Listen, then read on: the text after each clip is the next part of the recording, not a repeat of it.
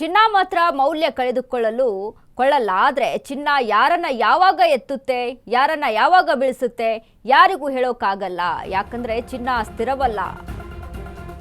ಚಿನ್ನ ಮಾತ್ರ ಮೌಲ್ಯ ಕಳೆದುಕೊಳ್ಳಲ್ಲ. ಅದು ಚಿನ್ನ ಯಾರನ್ನ ಯಾವಾಗ ಎತ್ತುತ್ತೆ, ಯಾರನ್ನ ಯಾವಾಗ ಬೀಳಿಸುತ್ತೆ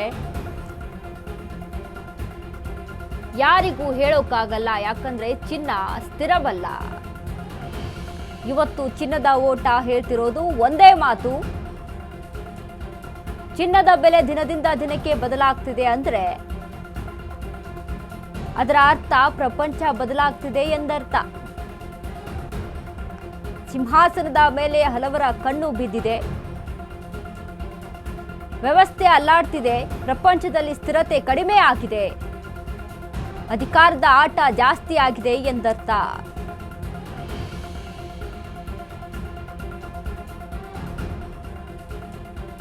ಚಿನ್ನ ಮಾತ್ರ ಮೌಲ್ಯ ಕಳೆದುಕೊಳ್ತಾ ಇಲ್ಲ, ಆದರೆ ಚಿನ್ನ ಯಾರನ್ನ ಯಾವಾಗ ಎತ್ತುತ್ತೆ, ಯಾರನ್ನ ಯಾವಾಗ ಬೀಳಿಸುತ್ತೆ ಅನ್ನುವಂಥದ್ದನ್ನ ಹೇಳಕ್ಕಾಗಲ್ಲ. ಯಾಕಂದ್ರೆ ಚಿನ್ನ ಬೆಳ್ಳಿ ಬಂಗಾರದ ಒಂದು ಬೆಲೆಯ ವಿಚಾರಕ್ಕೆ ಸಂಬಂಧಪಟ್ಟಂತೆ ಇದೀಗ ಹಾವು ಏಣಿಯ ಆಟ ನಡೀತಾ ಇದೆ. ಒಂದು ಕಡೆ ಜಾಸ್ತಿ ಆಗುತ್ತೆ, ಒಂದು ಕಡೆ ಕಡಿಮೆ ಆಗುತ್ತೆ. ಹೀಗಾಗಿ ಗ್ಲೋಬಲ್ ಮಾರ್ಕೆಟಲ್ಲಿ ಒಂದು ರೀತಿಯಲ್ಲಿ ಲಾಭ ನಷ್ಟಗಳನ್ನು ಕಂಡ್ರೆ, ಸ್ಥಳೀಯವಾಗಿ ಗ್ರಾಹಕರಲ್ಲಿ ವ್ಯಾಪಾರಸ್ಥರಲ್ಲಿ ಕೂಡ ಒಂದು ರೀತಿಯಾದಂಥ ಲಾಭ ನಷ್ಟವನ್ನು ನಾವು ನೋಡ್ತಾ ಇದ್ದೀವಿ. ಹೀಗಾಗಿ ಇದು ಓನ್ಲಿ ಒಂದು ಏನು ಸ್ಥಿರವಾಗಿರುವಂಥದ್ದಲ್ಲ ಯಾವತ್ತೂ ಕೂಡ. ಯಾಕಂದರೆ ಯಾವಾಗ ಬೇಕಾದರೂ ಜಾಸ್ತಿ ಆಗ್ಬೋದು, ಯಾವಾಗ ಬೇಕಾದರೂ ಕಡಿಮೆ ಆಗ್ಬೋದು. ಈಗ ಹೇಗೆ ಅಧಿಕಾರದ ವಿಚಾರಕ್ಕೆ ಕಿತ್ತಾಟಗಳು ನಡೆದಿದೆ, ಯಾವ ರೀತಿಯಾಗಿ ವ್ಯವಸ್ಥೆ ಅಲ್ಲಾಡ್ತಾ ಇದೆ, ಪ್ರಪಂಚದಲ್ಲಿ ಸ್ಥಿರತೆ ಕಡಿಮೆ ಆಗಿದೆ, ಅದನ್ನು ಈ ಚಿನ್ನದ ರೂಪದಲ್ಲಿ ನಾವು ನೋಡ್ಬೋದು. ಅಧಿಕಾರದ ಆಟ ಜಾಸ್ತಿ ಆಗಿದೆ ಎಂದರ್ಥ ಅಲ್ಲಿ ನಮಗೆ ಅನಿಸುತ್ತೆ. ಹೀಗಾಗಿ ಈ ವಿಚಾರಕ್ಕೆ ಸಂಬಂಧಪಟ್ಟಂತೆ ಇದೀಗ ಚಿನ್ನ ಮತ್ತು ಮಾತ್ರ ಅಲ್ಲಿ ಮೌಲ್ಯವನ್ನು ಕಳೆದುಕೊಳ್ತಾ ಇಲ್ಲ. ನಮ್ಮ ರಾಜಕೀಯವಾಗಿ ನಾವು ನೋಡಿದರೆ, ಅಧಿಕಾರದ ವಿಚಾರಕ್ಕೆ ನಾವು ಮಾತನಾಡಿದರೆ ಯಾರನ್ನ ಯಾವಾಗ ಬೀಳಿಸುತ್ತೆ, ಯಾರನ್ನ ಯಾವಾಗ ಎತ್ತುತ್ತೆ ಅಂತ ಹೇಳೋಕ್ಕಾಗಲ್ಲ. ಈ ಅಧಿಕಾರ ಅನ್ನೋದು ಸಹಿತ ಹಾಗೆ. ಅಧಿಕಾರದಲ್ಲೂ ಕೂಡ ಯಾವುದು ಸ್ಥಿರವಲ್ಲ.